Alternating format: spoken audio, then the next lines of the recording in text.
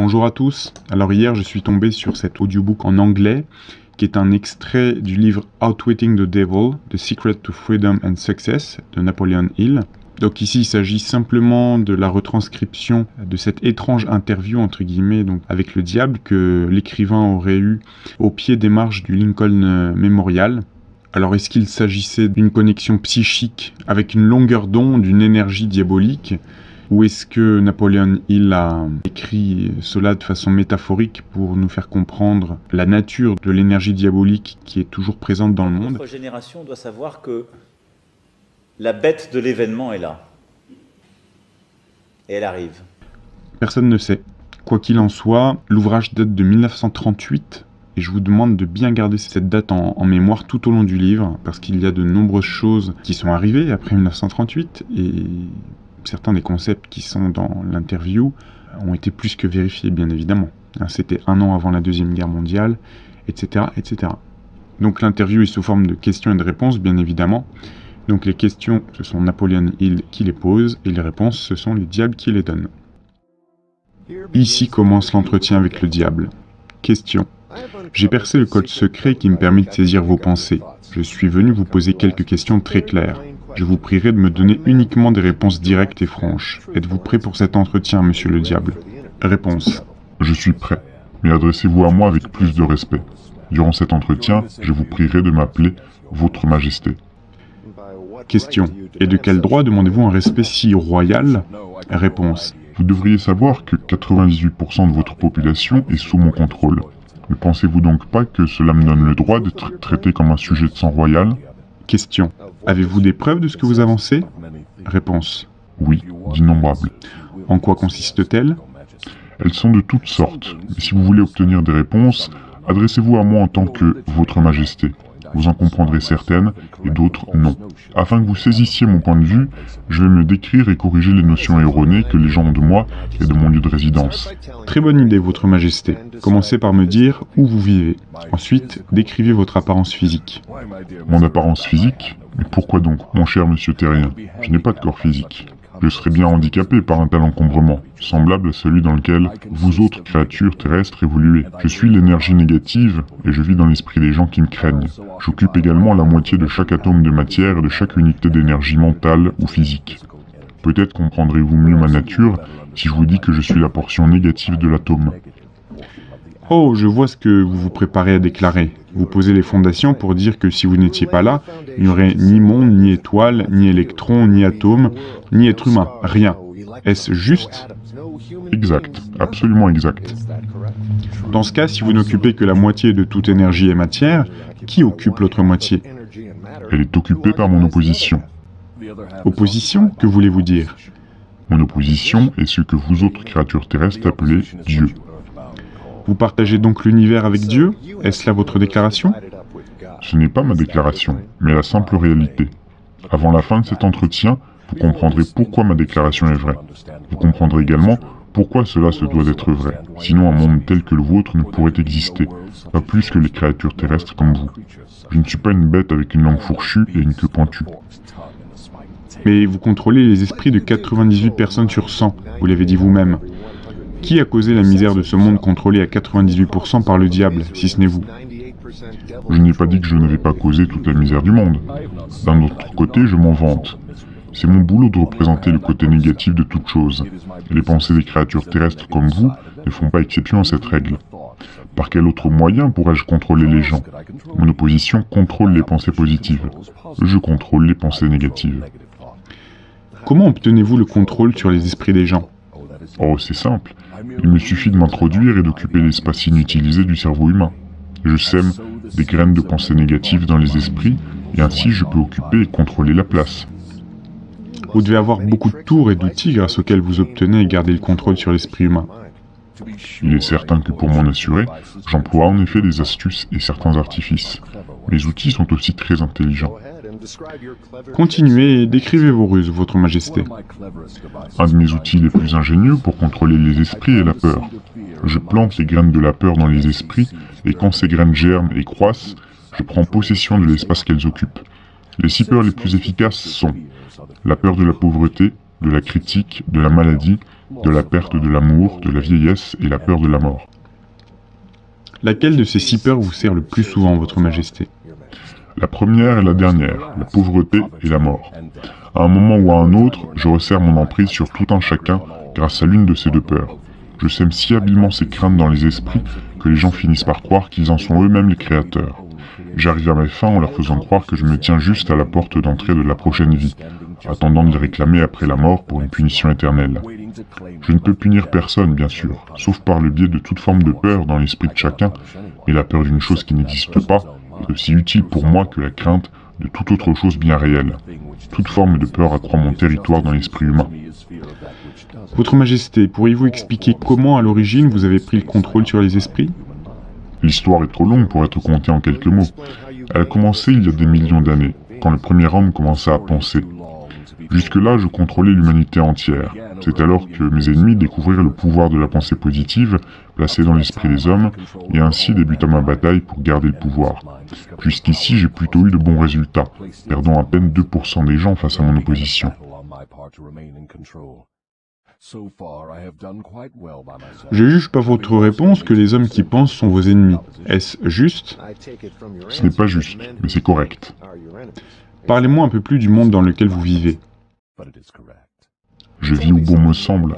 Le temps et l'espace n'existent pas pour moi. Je suis une force très bien décrite sous le terme d'énergie. Mon lieu d'habitation favori, comme je vous l'ai dit, est l'esprit des créatures terrestres.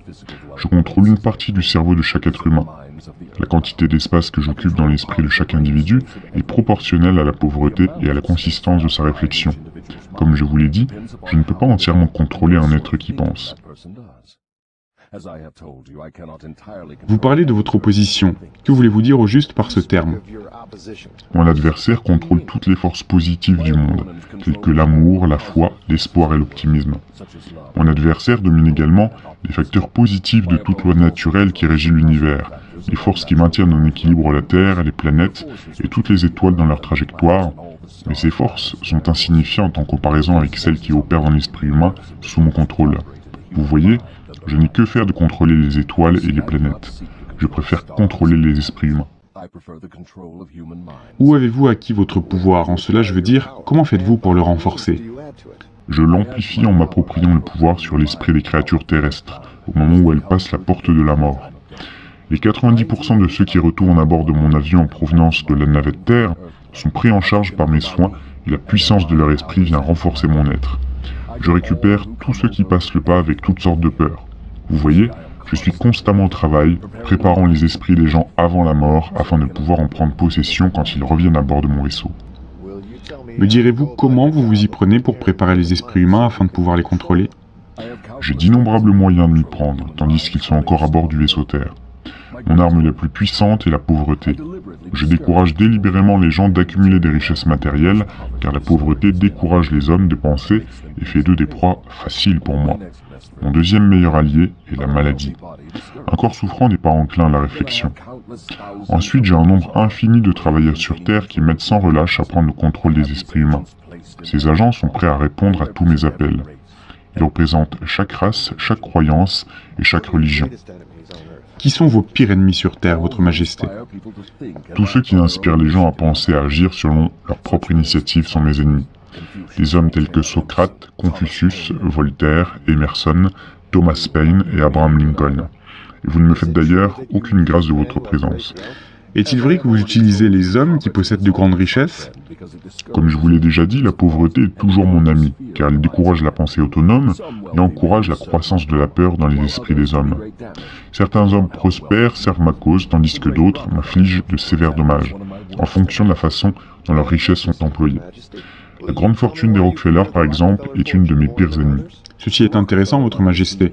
Me direz-vous pourquoi vous craignez la fortune des Rockefeller plus que tout autre? L'argent des Rockefeller est utilisé pour isoler et conquérir la maladie du corps humain dans toutes les contrées du monde. La maladie a toujours été une de mes armes les plus efficaces. La peur de la maladie vient juste en second après la peur de la pauvreté. L'argent des Rockefeller est en train de découvrir de nouveaux secrets de la nature dans une centaine de directions différentes.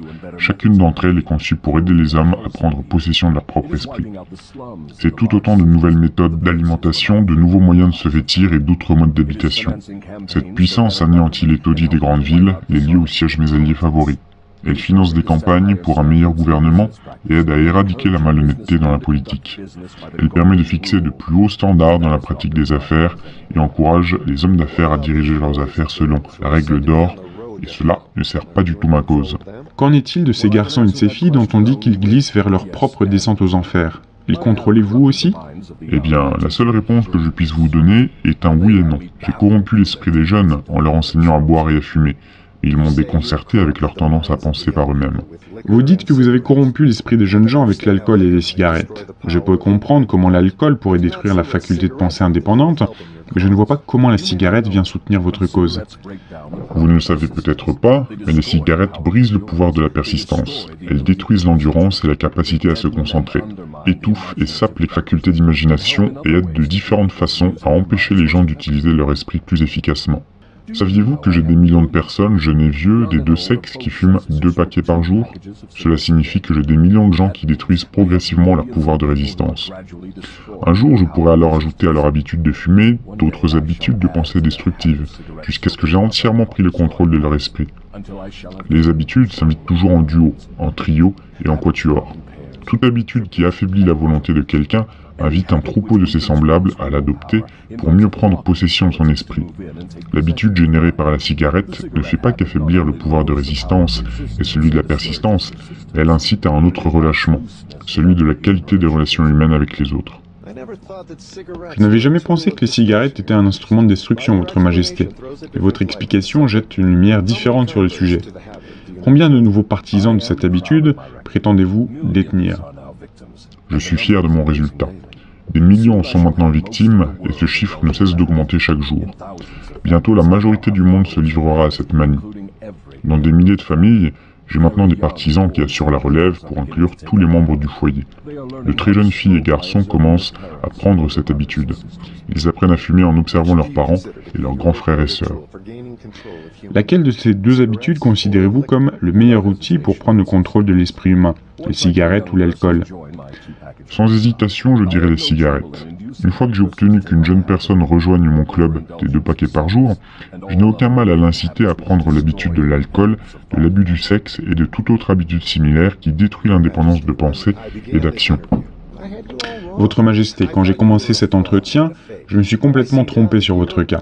Je pensais que vous n'étiez qu'un fraudeur et un imposteur, mais je vois maintenant que vous êtes bien réel et très puissant. J'accepte vos excuses, mais ne vous faites pas de soucis pour moi. Des millions de gens ont questionné mon pouvoir et j'ai récupéré la plupart d'entre eux lorsqu'ils ont passé la porte.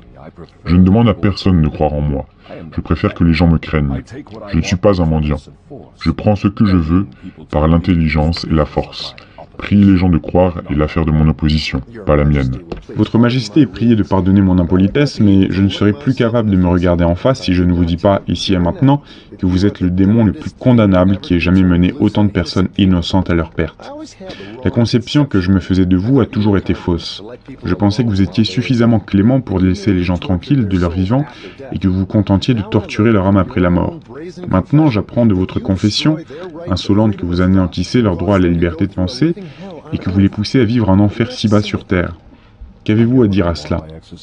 J'obtiens ce que je veux en me contrôlant. Ce n'est pas très bon pour mon affaire, mais je vous suggère de m'imiter plutôt que de me critiquer. Vous dites être un penseur et vous l'êtes. Sinon, vous n'auriez jamais pu me forcer à répondre à un tel entretien. Mais vous ne serez jamais un penseur qui puisse m'effrayer, à moins que vous ne gagniez et exercer un meilleur contrôle sur vos propres émotions. Laissons de côté les personnalités. Je suis venu ici pour en apprendre plus sur vous et non pour parler de moi. S'il vous plaît, continuez et décrivez-moi tous les tours que vous avez élaborés pour gagner le contrôle de l'esprit humain. Quelle est aujourd'hui votre arme la plus puissante? C'est une question difficile. Je possède tant d'outils pour entrer dans l'esprit humain et le contrôler qu'il est compliqué de dire lequel est le plus puissant. Juste en ce moment, j'essaie de provoquer une nouvelle guerre mondiale. Mes amis ici, à Washington, m'aident à impliquer l'Amérique dans le conflit. Si je peux inciter le monde à relancer la production de tueries à grande échelle, je serai en mesure d'utiliser mon arme favorite pour contrôler les esprits. C'est ce que vous appelez la peur collective. J'ai utilisé cet instrument pour déclencher la Première Guerre mondiale en 1914. Je l'ai aussi employé pour engendrer la dépression économique de 1929, et si mon opposition ne m'avait pas barré la route, je serais à présent en possession de chaque homme, femme et enfant de la planète. Vous pouvez constater par vous-même combien je suis passé à 2 doigts de la domination mondiale, le but pour lequel je lutte depuis des milliers d'années. Oui, je vois, qu'il ne le ferait pas. Vous êtes un manipulateur très ingénieux en ce qui concerne l'esprit des gens. Votre entreprise démoniaque s'exerce-t-elle seulement à pervertir les individus qui possèdent un haut statut social et une grande influence? Oh non, j'utilise les esprits des gens de tous les milieux. Pour tout vous dire, j'avoue avoir une préférence pour les personnes qui n'ont pas la prétention de penser. Je peux les manipuler sans difficulté. Je ne pourrais pas contrôler 98% de la population mondiale si tous les gens avaient la capacité de penser par eux-mêmes. Je suis intéressé par le bien-être de ces gens que vous déclarez contrôler. De ce fait, je souhaite que vous me disiez tout sur les tours grâce auxquels vous entrez dans leur esprit et les contrôlez. Je veux une confession complète de votre part. Commencez par votre tour le plus intelligent. C'est du suicide, vous me poussez dans mes retranchements, mais je suis sans recours. Alors, installez-vous et je vais remettre entre vos mains l'arme avec laquelle des millions de vos compagnons terrestres auront les moyens de se défendre contre moi. Chapitre 4. Dérivé avec le diable. Parlez-moi en premier de votre tour le plus brillant, celui que vous utilisez pour piéger le plus grand nombre. Si vous me forcez à divulguer ce secret, pour moi, cela signifiera la perte de millions de personnes vivantes et sûrement un nombre encore plus grand de personnes pas encore nées. Je vous en supplie, permettez-moi de laisser cette question sans réponse. Sa Majesté le Diable craindrait donc une simple créature terrestre. Est-ce juste? Ce n'est pas juste, mais c'est vrai. Vous n'avez pas le droit de me dérober le plus nécessaire de mes outils de travail. Pendant des millions d'années, j'ai dominé les créatures terrestres par la peur et l'ignorance. À présent, vous arrivez et allez réduire à néant l'utilisation que je fais de mes armes en m'efforçant à vous dire comment je les emploie. Ne réalisez-vous pas que vous allez annuler mon emprise sur toute personne qui prendra en considération cette confession que vous me soutirez? N'avez-vous aucune pitié, aucun sens de l'humour, aucun fair-play? Arrêtez de vous dérober et commencez à vous confesser. Qui êtes-vous pour demander pitié à celui que vous pourriez anéantir à volonté? Qui êtes-vous pour parler de fair-play et de sens de l'humour? Vous qui, comme vous l'avouez vous-même, avez fait de la vie sur la terre un enfer, dans lequel vous punissez tous ces innocents par leur peur et leur ignorance. Pour ce qui est de me mêler de mes propres affaires, c'est exactement ce que je fais quand je vous force à dévoiler comment vous contrôlez les gens par l'intermédiaire de leur esprit. Mes affaires, si elles peuvent être appelées ainsi, ont pour but d'aider à déverrouiller les portes de ces prisons individuelles, dans lesquelles hommes et femmes se sont confinés à cause des peurs que vous avez semées dans leur esprit.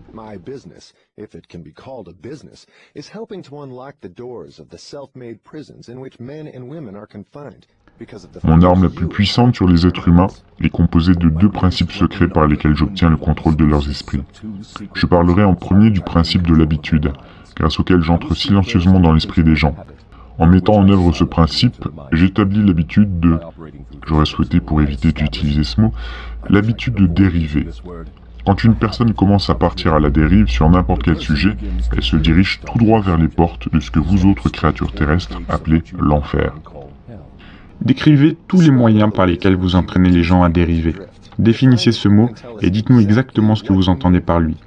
Je pourrais mieux définir le mot dériver en disant que ceux qui pensent par eux-mêmes ne dérivent jamais, tandis que ceux qui pensent peu, voire pas du tout de leur propre chef, sont des dériveurs. Le dériveur est celui qui permet aux circonstances extérieures d'influencer son esprit. Il préfère me laisser occuper son esprit, quitte à ce que je pense à sa place, plutôt que de s'embarrasser à penser par lui-même. Il accepte tout ce que la vie présente sur son chemin, sans protester ni combattre.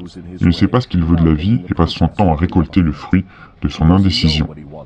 Un dériveur a beaucoup d'opinions, mais ce ne sont jamais les siennes. La plupart lui sont fournis par mes soins. Le dériveur est trop paresseux mentalement pour utiliser son propre cerveau. C'est la raison pour laquelle je peux prendre le contrôle des pensées des gens et semer mes propres idées dans leurs esprits. Je pense que je saisis ce qu'est un dériveur. Dites-moi quelles sont les habitudes exactes par lesquelles vous incitez les gens à passer leur vie à dériver. Commencez par me dire quand et comment vous prenez possession de l'esprit d'une personne pour la première fois. J'établis mon emprise pendant que le sujet est jeune. Parfois, j'établis mes fondations dans un esprit avant même que son propriétaire ne soit né, en manipulant l'esprit de ses parents. Parfois même, je remonte plus loin encore et prépare l'esprit à recevoir mon emprise en utilisant ce que vous autres créatures terrestres appelez l'héritage génétique. Vous voyez, j'ai donc 2 approches pour accéder à l'esprit d'une personne. Oui, continuez et décrivez ces 2 portes d'entrée dans l'esprit humain. Comme je l'ai indiqué, je fais en sorte d'amener les gens dans votre monde avec des cerveaux faibles, les dotant le plus possible avant la naissance de la faiblesse de leurs ancêtres. Vous appelez ce principe héritage génétique. Après leur naissance comme moyen de contrôle, je me sers de ce que vous appelez l'environnement. C'est là que le principe des habitudes entre en jeu. L'esprit n'est rien de plus que la somme totale des habitudes de son propriétaire. J'établis ces habitudes une par une et m'insinue par la petite porte, ce qui mène plus tard à la domination absolue de cet esprit.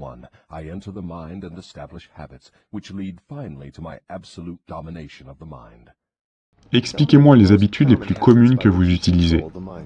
C'est une de mes ruses les plus intelligentes. J'entre dans leur esprit par le biais des pensées qu'ils croient être les leurs. Les plus utiles sont la peur, la superstition, l'avarice, la cupidité, la luxure, la revanche, la colère, la vanité et la paresse. Par l'une d'entre elles, ou par plusieurs, je peux entrer dans tout esprit, à tout âge, et j'obtiens les meilleurs résultats quand un esprit est encore jeune, avant que son propriétaire n'ait appris comment refermer l'une de ces 9 portes. Je peux alors installer des habitudes qui laissent les portes ouvertes pour toujours. Je commence à saisir vos méthodes. Reprenons l'habitude de dériver. Dites-nous tout sur cette habitude, puisque vous avez déclaré que c'était votre meilleur stratagème pour contrôler les esprits. Comme je l'ai déjà dit, j'entraîne les gens à la dérive dès leur jeunesse. Je les induis à dériver à l'école alors qu'ils ne savent pas ce qu'ils veulent faire plus tard dans la vie. C'est là que j'en attrape la majorité. Les habitudes sont liées. Dérivez dans une direction et bientôt vous dériverez dans toutes les autres. J'utilise aussi les habitudes sociales pour resserrer définitivement mon emprise sur mes victimes. Je vois. Vous faites une affaire personnelle de former chez les enfants l'habitude de dériver en les amenant sur le chemin de l'école sans but ni objectif. À présent, parlez-moi de vos autres tours grâce auxquels vous entraînez les gens à devenir des dériveurs.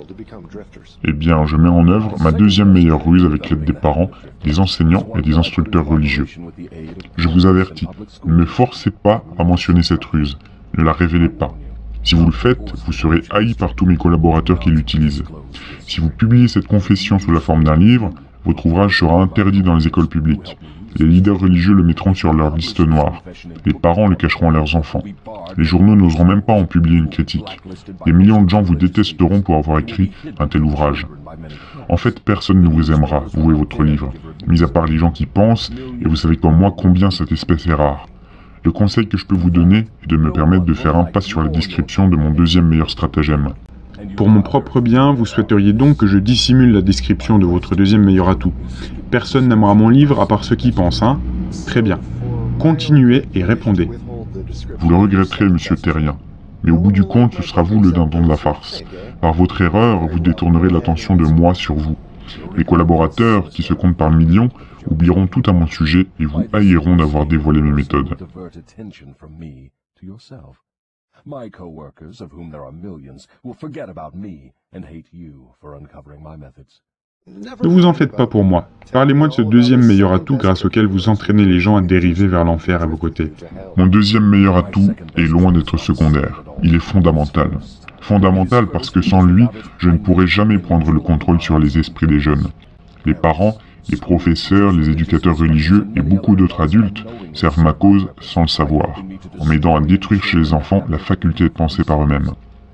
En faisant leur métier de différentes manières, ils ne suspectent jamais ce qu'ils infligent à l'esprit des enfants, ni la cause réelle de leurs erreurs.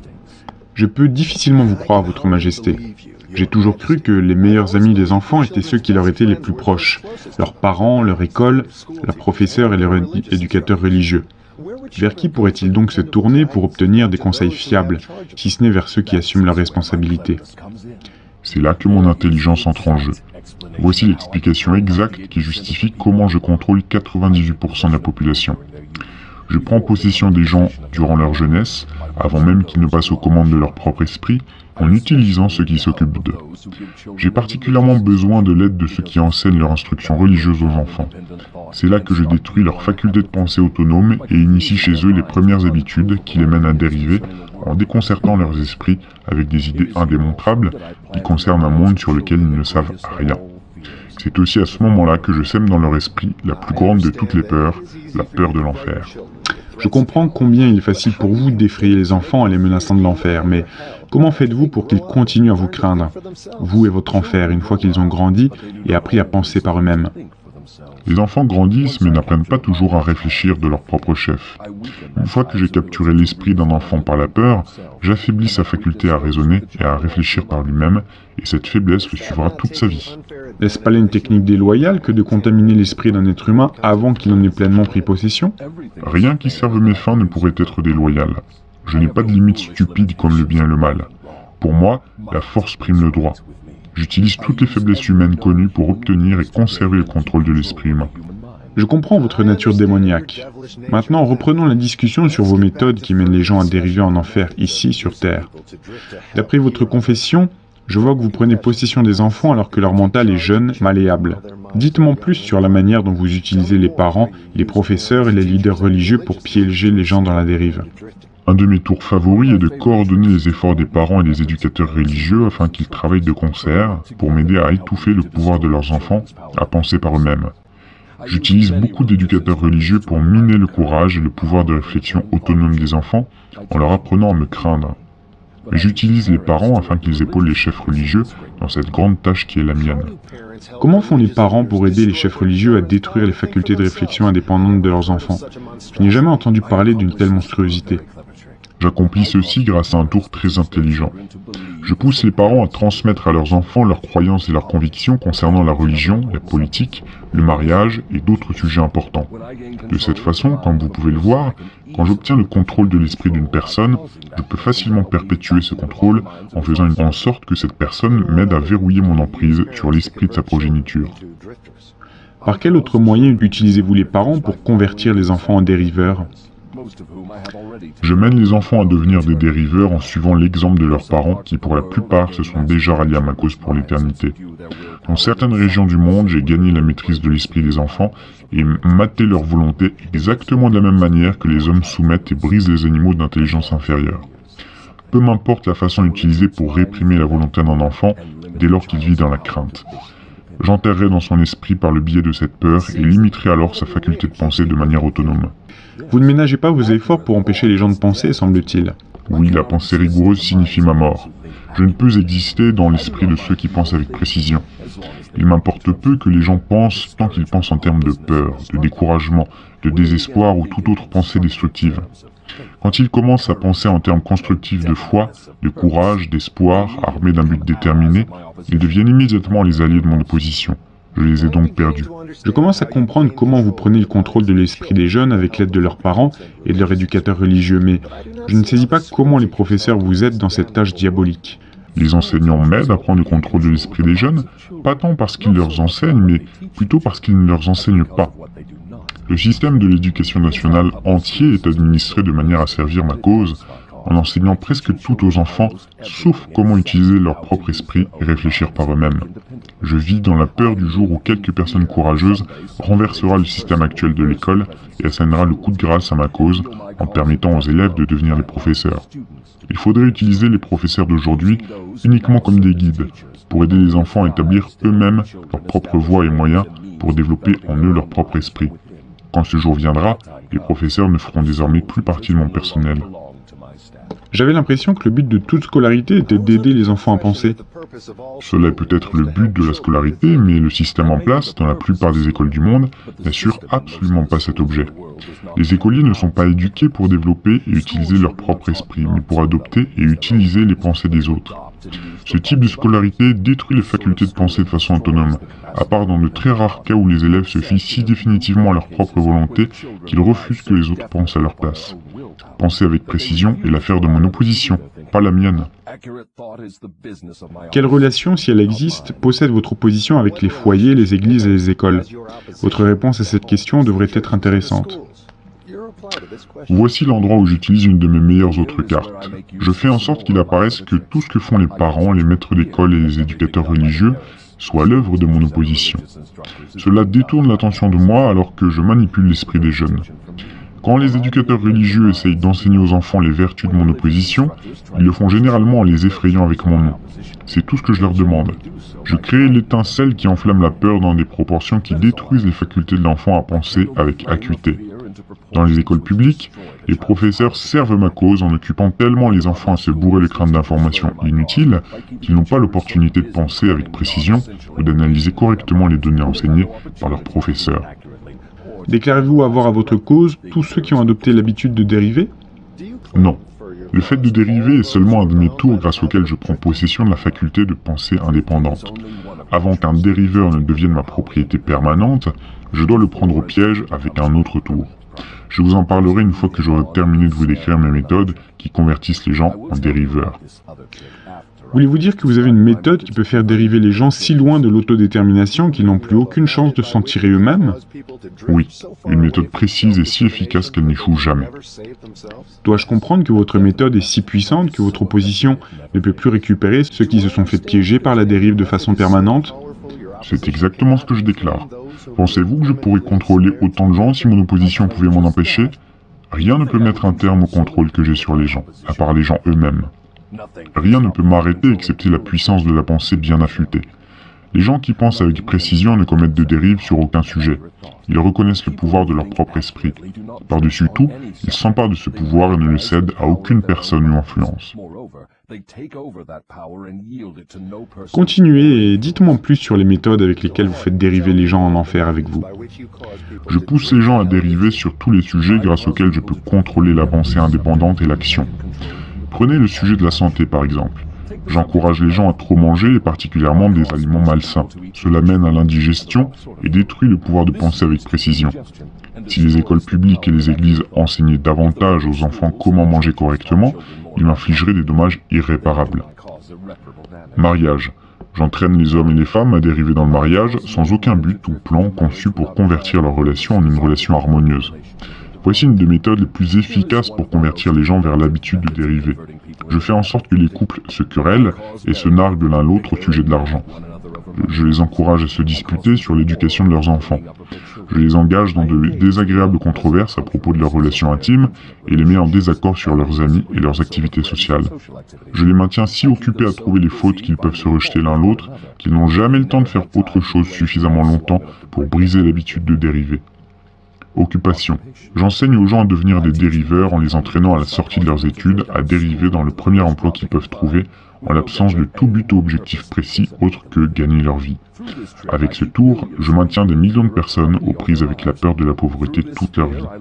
Grâce à cette peur, je les mène lentement mais sûrement vers le point au-delà duquel aucun individu n'a jamais pu rompre l'habitude de dériver. Économie. J'entraîne les gens à dépenser librement et à épargner rarement ou pas du tout, jusqu'à ce que je les contrôle complètement avec la peur de la pauvreté. Environnement. J'entraîne les gens à dériver dans des environnements sans harmonie et désagréables dans leur foyer, sur leur lieu de travail, dans leurs relations avec leurs proches et leur fréquentation, à y rester jusqu'à ce que je les emporte par l'habitude de dériver. Les pensées dominantes. Je pousse les gens à dériver avec l'habitude d'entretenir des pensées négatives. Ce qui provoque des réactions négatives implique les personnes dans de nombreuses controverses et remplit leur esprit de peur, préparant le terrain pour que je puisse prendre le contrôle de leur esprit. Quand je fais mon entrée, je m'arrange pour séduire les gens à l'aide de pensées négatives qu'ils croient être les leurs.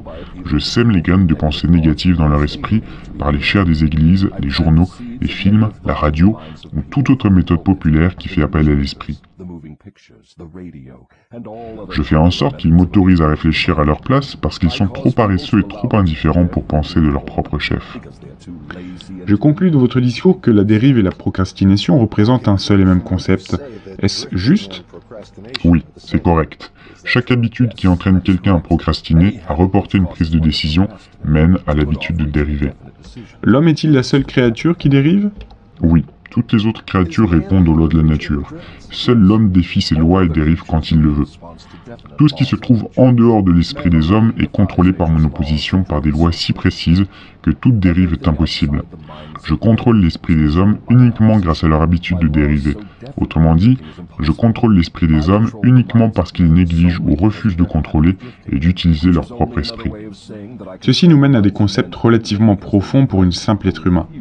Revenons à un échange sur des sujets un peu moins abstraits.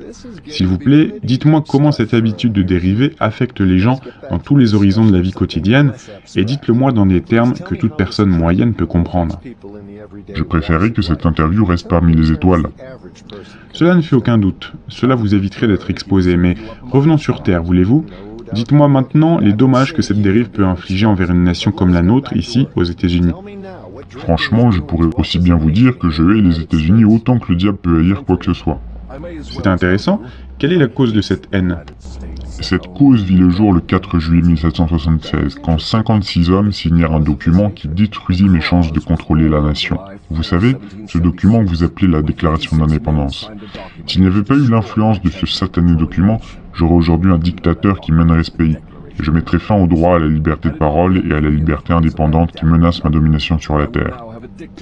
Dois-je comprendre de ce que vous dites que les nations dirigées par des dictateurs autoproclamés appartiennent à votre camp? Ce ne sont pas des dictateurs autoproclamés. Je les proclame tous. Par-dessus tout, je les manipule et les dirige dans leur travail. Les nations menées par mes dictateurs savent ce qu'elles veulent et le prennent par la force. Regardez ce que j'ai fait grâce à Mussolini en Italie. Regardez ce que je suis en train de faire grâce à Hitler en Allemagne. Regardez ce que je fais grâce à Staline en Russie. Mes dictateurs dirigent ces nations pour moi parce que les gens ont été soumis à l'habitude de dériver. Les dictateurs ne dérivent pas, eux. C'est pour cette raison qu'ils dirigent pour moi ces millions de personnes qui sont sous leur domination. Que se passerait-il si Mussolini, Staline et Hitler vous trahissaient et venaient à désavouer votre règne? Cela n'arrivera pas car je les ai trop bien corrompus. Je paye chacun d'entre eux à la mesure de sa propre vanité, lui faisant croire qu'il agit pour son propre compte. C'est un autre de mes tours. Revenons aux États-Unis et apprenons-en un peu plus sur ce que vous faites pour convertir les gens à l'habitude de dériver. En ce moment même, je prépare le terrain d'une dictature en semant les graines de la peur et de l'incertitude dans l'esprit du peuple. Par qui passez-vous pour mener à bien votre travail? Principalement pour le président. Je détruis son influence sur les gens en le forçant à dériver sur la question d'un accord salarial entre les patrons et leurs employés. Si je peux l'inciter à dériver une année de plus, il sera si profondément discrédité que je pourrai confier le pays aux mains d'un dictateur. Si le président continue à dériver de la sorte, je paralyserai la liberté d'expression aux États-Unis, exactement comme je l'ai détruite en Espagne, en Italie et en Allemagne.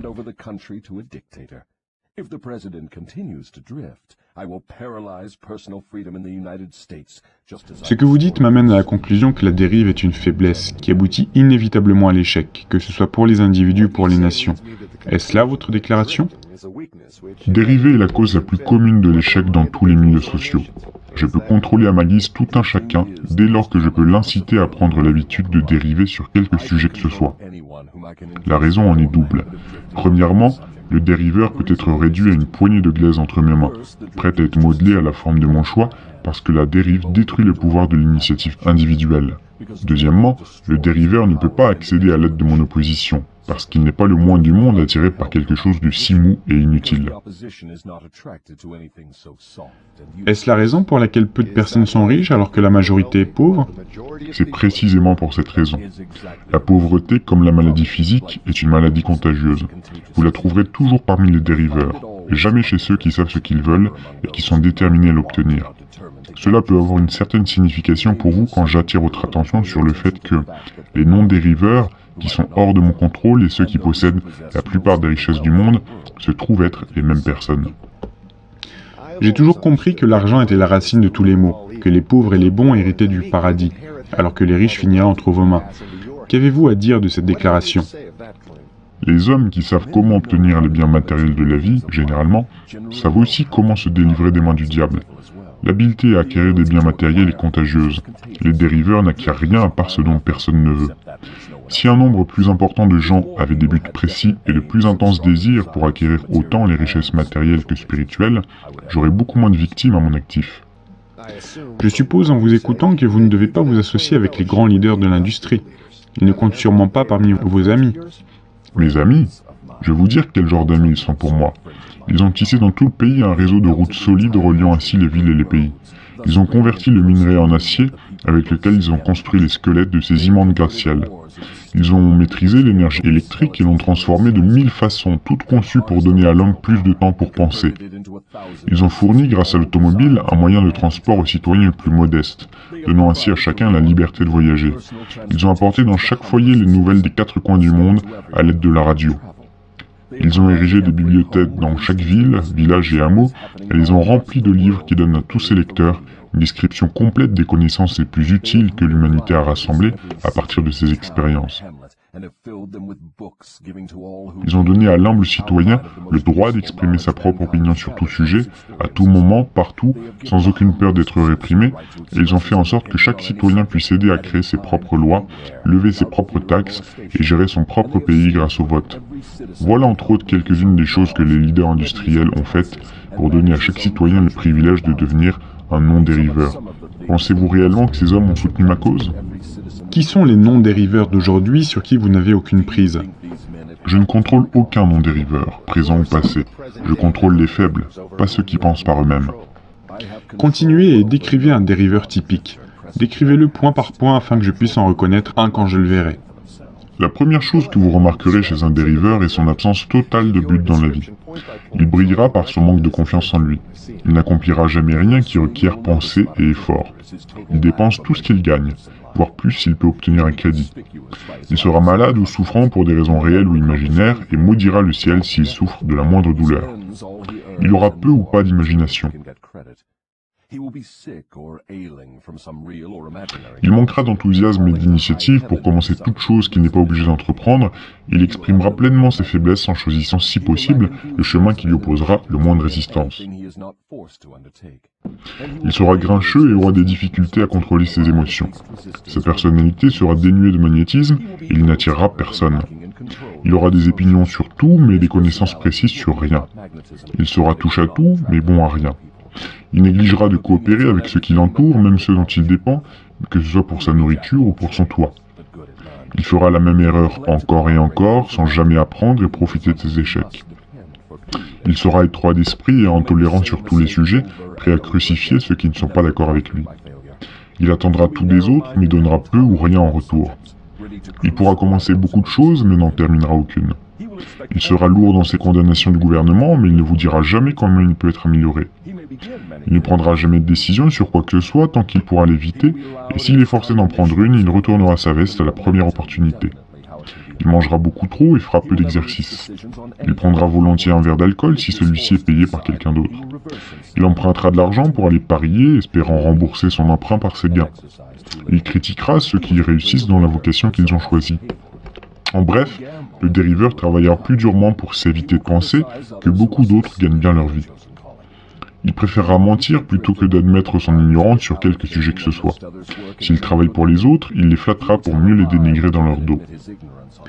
Vous m'avez donné une description pour le moins schématique du dériveur. À présent, s'il vous plaît, décrivez le non-dériveur afin que je le reconnaisse quand je le verrai. Le premier signe d'un non-dériveur est celui-ci.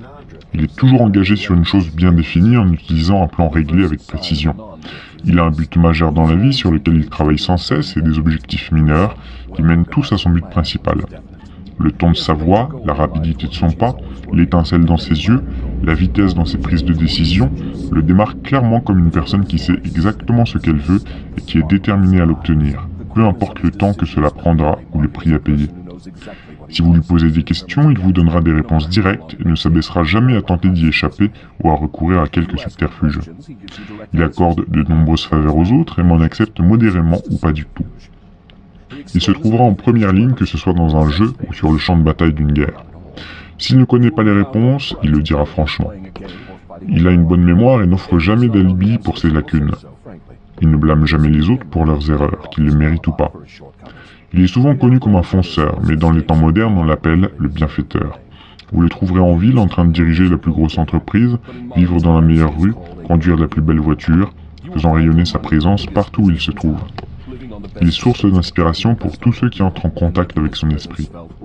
La caractéristique majeure qui distingue un non-dériveur est celle-ci. Il possède un esprit qui lui est propre et il l'emploie en toute occasion possible. Le non-dériveur est-il né avec quelque avantage mental, physique ou spirituel dont le dériveur est dépourvu? Non. La différence majeure entre le dériveur et le non-dériveur est quelque chose d'également disponible pour chacun d'entre eux. C'est simplement la prérogative de chacun d'utiliser son propre esprit et de penser par lui-même. Quel bref message enverriez-vous au dériveur typique si vous souhaitiez le guérir de son habitude infernale? Je l'exhorterai à se réveiller et à donner. Donner quoi? Quelques formes de service utiles au plus grand nombre de personnes possible. Donc le non-dériveur est supposé donner, c'est cela? Oui, s'il s'attend à recevoir. Et il doit donner avant de recevoir. Certaines personnes doutent de votre existence. Si j'étais vous, je ne m'en inquiéterais pas. Ceux qui sont prêts à se délivrer de l'habitude de dériver reconnaîtront l'authenticité de cette interview par la validité de ses conseils. Les autres ne valent pas l'effort qu'il faudrait pour les en délivrer. Pourquoi n'essayez-vous pas de m'empêcher de publier cette confession que je suis en train de vous arracher? Parce que cela serait le moyen le plus sûr de garantir que vous la publiez. J'ai un bien meilleur plan que d'essayer de supprimer la publication de ma confession. Je vais vous encourager à continuer à travailler sur sa parution, puis je m'assirai et vous regarderez souffrir quand certains de mes fidèles dériveurs vous feront suer en faisant monter la température. Je n'aurai pas besoin de nier votre histoire. Mes congénères feront cela pour moi, vous verrez s'ils ne le font pas. Chapitre 5. La confession continue. Question. Si votre confession s'arrêtait là, votre déclaration semblerait sensée, mais heureusement pour des millions de vos victimes qui obtiendront leur salut à travers elle, cet entretien continuera jusqu'à ce que vous m'ayez fourni l'arme grâce à laquelle votre domination sur les peuples par les peurs et la superstition sera finalement empêchée. Souvenez-vous, votre majesté, votre confession vient juste de commencer. Après vous avoir soutiré la description des méthodes grâce auxquelles vous contrôlez les gens, je vous forcerai également à livrer la formule par laquelle votre contrôle pourra être brisé à volonté. Il est vrai que je ne vivrai pas assez longtemps pour vous convaincre, mais la publication que je laisse derrière moi sera immortelle, car elle représente la vérité. Vous ne craignez l'opposition d'aucun individu car vous savez qu'elle sera brève, mais vous avez peur de la vérité. Vous craignez la vérité et rien d'autre, car elle peut rendre aux êtres humains, lentement mais définitivement, la possibilité de se libérer de toute forme de peur. Sans l'arme de la peur, vous seriez impuissant et parfaitement incapable de contrôler tout être humain. Est-ce vrai ou faux ? Je n'ai pas d'autre choix que d'admettre que ce que vous dites est vrai. Maintenant que nous nous comprenons, avançons dans votre confession.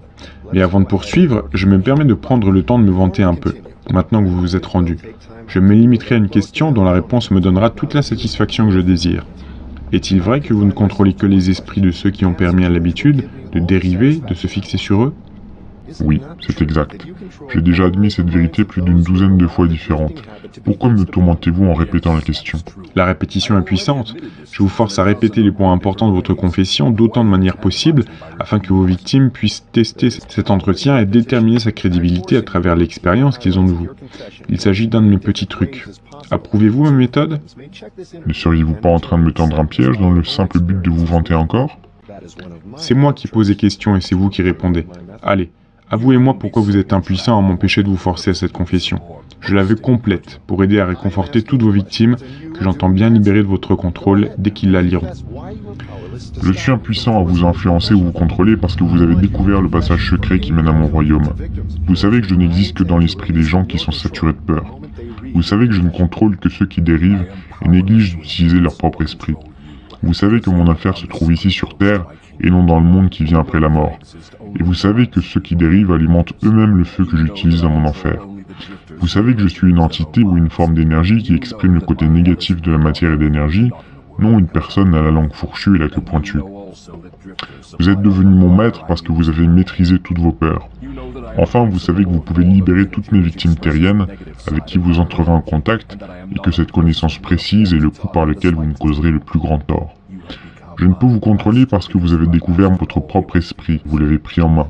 Voilà, monsieur le terrien, cette confession devrait alimenter votre vanité jusqu'à la faire éclater.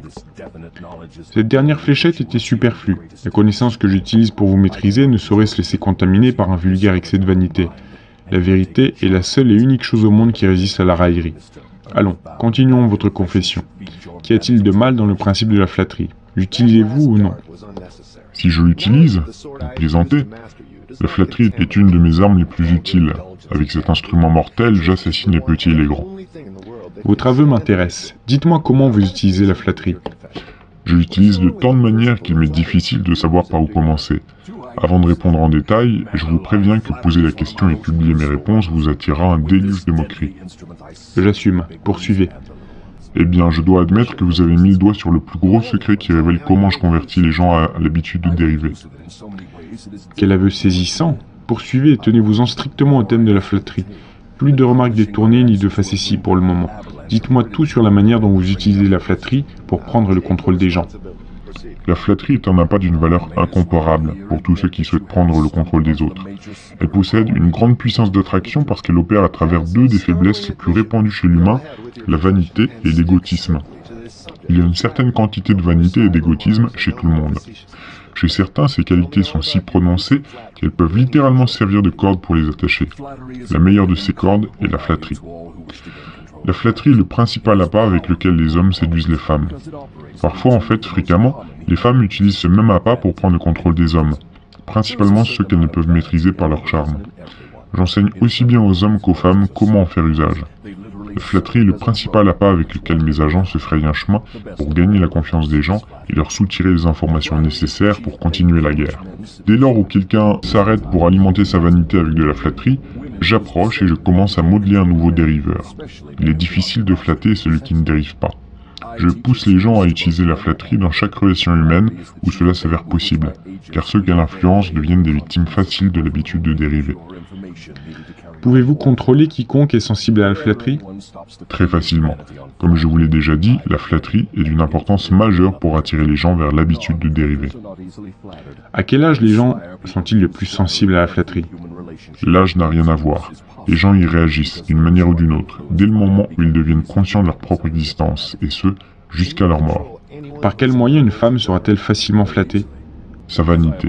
Dites à une femme qu'elle est jolie ou qu'elle est bien habillée. Quelle motivation est selon vous la plus efficace pour harponner un homme? L'égotisme, avec un grand E. Dites à un homme qu'il a un corps d'Apollon ou qu'il est un grand homme d'affaires, il sera aux anges et ronronnera comme un chat. Vous savez ce qui se produit ensuite. Tous les hommes sont-ils ainsi? Oh non. 2% d'entre eux contrôlent si bien leur égotisme que même un flatteur hors pair ne saurait parvenir à exercer l'ombre d'une influence sur eux. Et quels sont les moyens utilisés par une femme rusée pour attirer les hommes? Nom d'un chien, faut-il que je vous fasse un dessin de ces méthodes? N'avez-vous donc aucune imagination? Au contraire, mon imagination est plutôt créative, Votre Majesté, mais je pense surtout à tous les pauvres dupes qui ont besoin de comprendre la technique exacte par laquelle ils peuvent être entraînés dans l'habitude de dériver au travers de la flatterie. Dites-nous donc comment une femme peut harponner les hommes riches et sans doute intelligents. C'est un tour diabolique que vous me poussez à jouer aux femmes, mais puisque vous réclamez l'information, je suis impuissant à la dissimuler. Les femmes influencent les hommes par une technique qui consiste tout d'abord en une capacité à injecter un ton doux et roucoulant dans leur voix, puis ensuite à fermer les yeux dans une position mi-close qui s'apparente à de l'hypnose lorsqu'elles rencontrent la flatterie des hommes. La flatterie se résume-t-elle juste à cela? Non, ce n'était que la technique. Vient alors le moteur que la femme utilise comme leurre. Le type de femme auquel vous pensez peut-être ne se vend jamais à aucun homme et ne lui vend rien qu'elle puisse lui donner. Au lieu de cela, elle lui vend son propre égotisme. Est-ce là tout ce que les femmes utilisent lorsqu'elles souhaitent flatter un homme? C'est le procédé le plus efficace qu'elles utilisent. Il fonctionne lorsque le charme échoue. Je suis donc censé croire que des hommes grands, forts et intelligents peuvent être pétris et manipulés par la flatterie, telle de la glaise? Est-ce possible? Si c'est possible, cela se produit à chaque minute de chaque journée.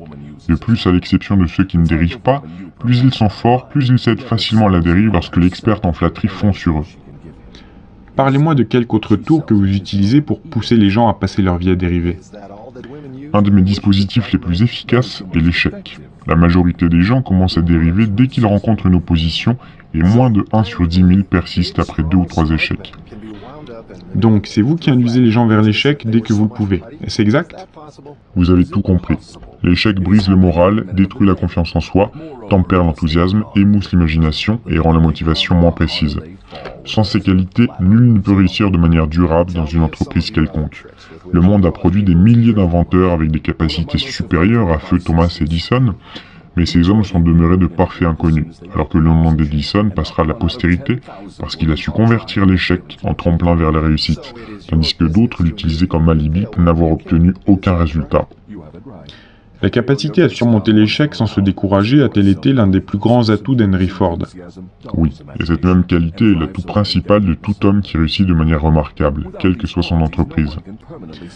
Cette affirmation couvre de nombreux domaines, Votre Majesté. Désirez-vous la modifier ou la modérer par souci de précision? Aucune modification ne sera nécessaire, car cette affirmation n'a rien de général. Faites des recherches précises sur la vie des hommes et des femmes qui ont réussi durablement, et vous découvrirez, sans exception aucune, que leur réussite est exactement proportionnelle à leur constance pour surmonter l'échec. La vie de chaque personne qui réussit proclame ce que tout vrai philosophe sait. Chaque échec apporte également le germe d'une opportunité potentielle. Et la graine ne germera et ne grandira pas sous l'influence de la dérive. Elle pourra seulement s'épanouir si elle est placée dans les mains de celui qui admet que la plupart des échecs ne sont que des défaites temporaires et qui jamais, quelles que soient les circonstances, n'acceptera la défaite comme excuse pour mieux dériver. Si je vous comprends bien, vous prétendez que l'échec présente des avantages. Cela ne semble pas raisonnable. Pourquoi essayez-vous de pousser les gens vers l'échec s'il présente des avantages pour eux? Il n'y a aucune contradiction dans mes propos. Cette contradiction apparente est due à votre manque de compréhension. L'échec reste bénéfique uniquement lorsqu'il ne conduit pas les gens à cesser leurs tentatives et commence à dériver. J'induis autant de gens que je le peux à échouer aussi souvent que possible, pour la simple raison que moins d'1 sur 10 000 continuera d'essayer après 2 ou 3 échecs. Je ne suis pas inquiet du petit nombre qui transforme ces échecs en tremplin, car de toute manière, ces personnes font partie intégrante de mon opposition. Elles ne dérivent pas et sont par conséquent hors de mon atteinte. Votre explication éclaircit les choses. Donnez-moi quelques autres ruses par lesquelles vous persuadez les gens à prendre les sentiers de la dérive. Un de mes trucs les plus pratiques est ce que vous appelez la propagande. C'est l'instrument le plus efficace pour pousser les gens à s'entretuer avec la guerre pour seul prétexte. L'intelligence de cette ruse consiste principalement dans la subtilité avec laquelle j'utilise. Je l'instille dans les nouvelles du monde. Je la fais enseigner dans les écoles privées et publiques. Je fais en sorte qu'elle se faufile jusqu'à la chair de l'église. Je dilue ses nuances dans les films. Je m'arrange pour qu'elle entre dans chaque foyer où se trouve une radio. Je l'injecte dans les publicités, sur les panneaux d'affichage, dans les journaux, à la télévision et à la radio. Je la répands dans tous les endroits où les gens travaillent. Je l'utilise pour remplir les tribunaux de divorce et elle me sert à détruire les entreprises et des secteurs entiers. C'est mon instrument principal pour déclencher des ruées vers les banques. Les propagandistes couvrent si bien le monde que je peux déclencher à volonté des épidémies, déchaîner les fureurs de la guerre ou précipiter des entreprises dans la panique. Si vous pouvez faire tout ce que vous prétendez grâce à la propagande, il n'est pas étonnant que nous ayons des guerres et des dépressions. Faites-moi une description simple de ce que vous entendez par le terme propagande, en quoi elle consiste et comment elle fonctionne. Je désire tout particulièrement savoir comment vous amenez les gens à dériver par le biais de cet outil diabolique. La propagande, c'est tout dispositif, plan ou méthode qui permet d'influencer les gens sans qu'ils puissent se rendre compte qu'ils sont manipulés, ni de la source de cette influence. La propagande est utilisée dans les affaires dans le but de décourager la concurrence. Les employeurs l'utilisent pour mieux tirer profit de leurs employés. Les employés ripostent en l'utilisant à leur tour contre leurs employeurs. En fait, elle est utilisée de manière si universelle et selon une technique si délicatement et admirablement simplifiée qu'elle paraît inoffensive lorsqu'elle est détectée. Je suppose que certains de vos sbires sont aujourd'hui très occupés à préparer l'esprit du peuple américain à dériver vers une forme de dictature. Dites-moi comment ils procèdent. Oui, par millions, mes hommes préparent les Américains à se retrouver hitlérisés. Les meilleurs de mes membres sont à l'œuvre dans les organisations politiques et syndicales. Nous comptons prendre le contrôle du pays par les urnes plutôt que par les armes.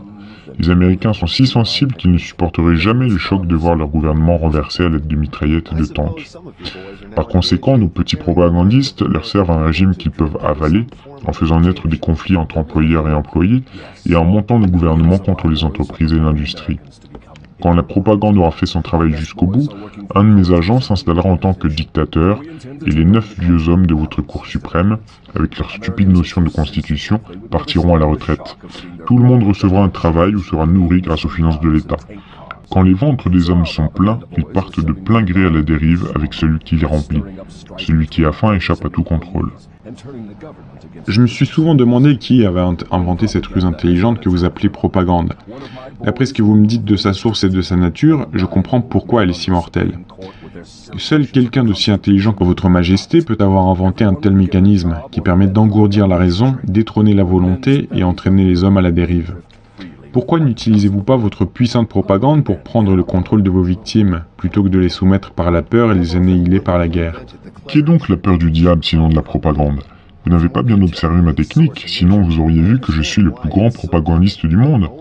Je n'atteins jamais un but par des moyens directs et ouverts, si je peux facilement les atteindre par le subterfuge et la subtilité. Que croyez-vous que j'utilise lorsque je plante des idées négatives dans l'esprit des hommes et que j'en prends le contrôle parce qu'ils croient être leurs propres idées? Comment appelleriez-vous cela sinon la forme la plus habile de propagande? Vous n'allez pas sérieusement me dire que les gens vous aident à les détruire sans réaliser ce que vous faites? C'est précisément ce que je souhaite vous faire comprendre. De plus, je vais vous montrer exactement comment je procède. Enfin, nous avançons. Comment faites-vous pour convertir des êtres humains en propagandistes et les attirer vers leur propre prison? Racontez-moi tout et n'omettez aucun détail sordide. Ceci est la partie la plus importante de votre confession et je suis dévoré par le désir de maîtriser votre secret. Je ne saurais vous blâmer de tourner autour du pot en répondant à ma question, tellement vous êtes conscient que votre réponse arrachera des millions de victimes à votre contrôle. Vous savez également que votre réponse protégera plusieurs millions d'autres personnes, pas encore nées, de devenir vos victimes. Il n'est pas étonnant que vous vous dérobiez. Vos déductions sont exactes. Cette partie de ma confession me causera plus de tort que tout le reste. Ou en reformulant votre problème, cette partie de votre confession sauvera plus de 10 millions de gens que tous les autres. Tout ce que je peux dire, c'est que vous me faites vivre un enfer. Maintenant, vous savez ce que ressentent vos millions de victimes. Allez-y. Je fais ma première entrée dans l'esprit d'une personne par la corruption. Qu'utilisez-vous comme pot de vin? J'utilise beaucoup de choses, toutes plus agréables les unes que les autres pour mieux répondre à la convoitise. J'utilise les mêmes types de pots de vin que les individus utilisent quand ils se soudoient entre eux, c'est-à-dire les choses que les gens désirent le plus. Mes meilleurs pots de vin sont l'amour, la soif d'expression sexuelle, l'attrait de l'argent, l'appât du gain, l'obsession de la bonne affaire, le jeu, la vanité chez les femmes, l'égotisme chez l'homme, le désir de maîtriser les autres, le désir de poison et de narcotiques, le désir de l'expression individuelle par les mots et les actions, le désir d'imiter les autres, le désir de perpétuer la vie après la mort, le désir d'être un héros ou une héroïne, le désir de nourriture. C'est une liste importante, Votre Majesté. Utilisez-vous d'autres pots de vin? Oui, des tonnes, mais ceux-là sont mes préférés. En les combinant, je parviens à pénétrer l'esprit de n'importe quel être humain, à volonté, de sa naissance à sa mort. Vous voulez dire que ces pots de vin sont les clés qui vous permettent d'ouvrir silencieusement la porte de tout esprit dans lequel vous avez choisi de pénétrer? C'est exactement ce que je veux dire et que je parviens à faire. Qu'arrive-t-il lorsque vous pénétrez l'esprit de quelqu'un qui n'est pas encore adepte de l'habitude de dériver, mais qui appartient aux 98% de dériveurs potentiels? Je me mets immédiatement à l'œuvre pour occuper le plus de place possible dans l'esprit de cette personne.